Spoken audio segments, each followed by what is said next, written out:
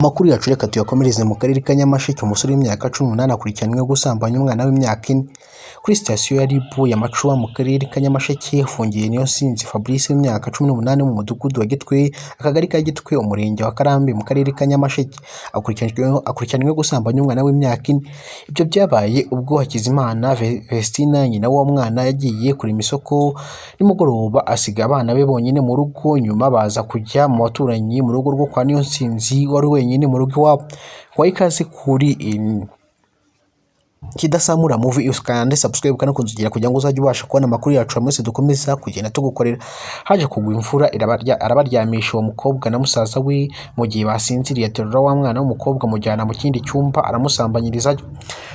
Hakizimana ati na musaza we byagarutse mu rugo, barataha basanga narahagera, bajya mu nzu ntoya dufite bicaramo. Nawe na musaza we mukuru w'imyaka 8 naje mageze. Uwo mukuru we ambwira ko mushiki we nta kenda k'imbere yambaye, kandi yagiyeyo akambaye. Ndebye koko nsanga ntako yambaye.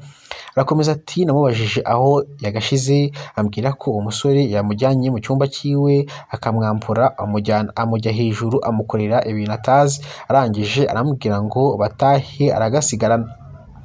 Yahise ajya kubaza uwo musore uko byagenze, niba koko ako kenda k'imbere yakamukuyemo akagasigarana. Umusore amwemera ko agafite koko. Ubwo yari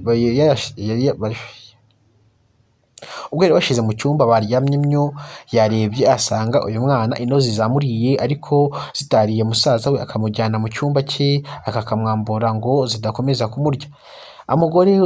Umugore yabimenyesheje umugabo we akorera i Kigali, ariko ntiyagira icyo amusubiza. Umugore araryama, bukeye ajya kugisha inama mugenzi we baturanye.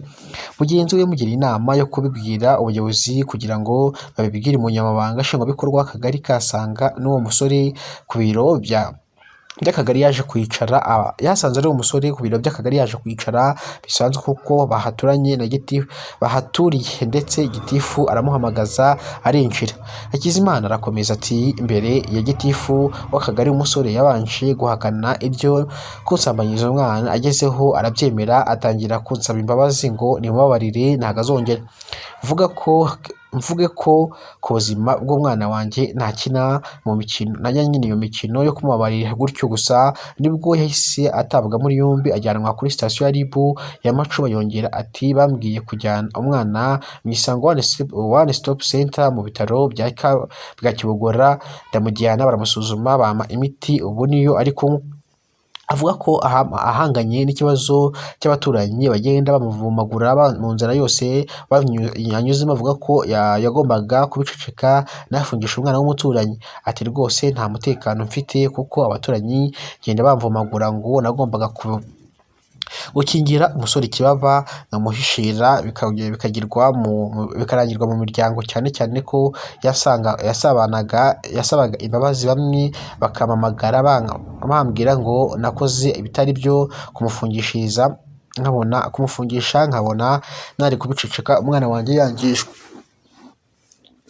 Umuyobozi w'akarere ka Nyamasheke wungirije ushinzwe imibereho myiza y'abaturage Mukankusi Atanaze avuga ko gusambanya umwana uri mu cyaha ari cyaha gihanwa bikomeye n'amategeko, atari ibintu byungirwa mu muryango ngo birangirire aho ngaho ku buryo umubyeyi yakoze ari byo.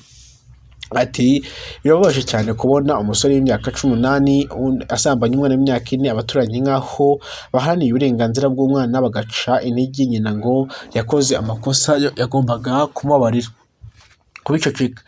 Ibyo si byo, uwo musore agomba gukurikiranwa, icyaha cyamuhama akabihanirwa by'intangarugero. Asaba abasore kwirinda ibyaha nk'ibi ngibi kuko ibihano byabo biremereye, cyane cyane ko nk'uyu abihamijwe n'urukiko yakatirwa igifungo cya burundu. Ingingo ya 14 itegeko nimero 59 akanyezwa na 23 ryo kuwa 4 Ukuboza 2023 rihinduye itegeko nimero 68/2018 ryo kuwa 30 Kamena 2018 riteganya ibyaha n'ibihano muri rusange. Avuga ko gusambanya umwana bikorerwa ku mwana w'umusi imyaka 14 abihamijwe n'urukiko abihanishwa igifungo cya burundu. Nk'uko bimeze rero, ubyo umusore w'imyaka 18 Fabrice wasambanyije akana k'imyaka 4 tuvugana nyine ari mu nzego zibishinzwe agiye gukurikiranwa cyane igihe umuhama azakatirwa igifungo cya burundu.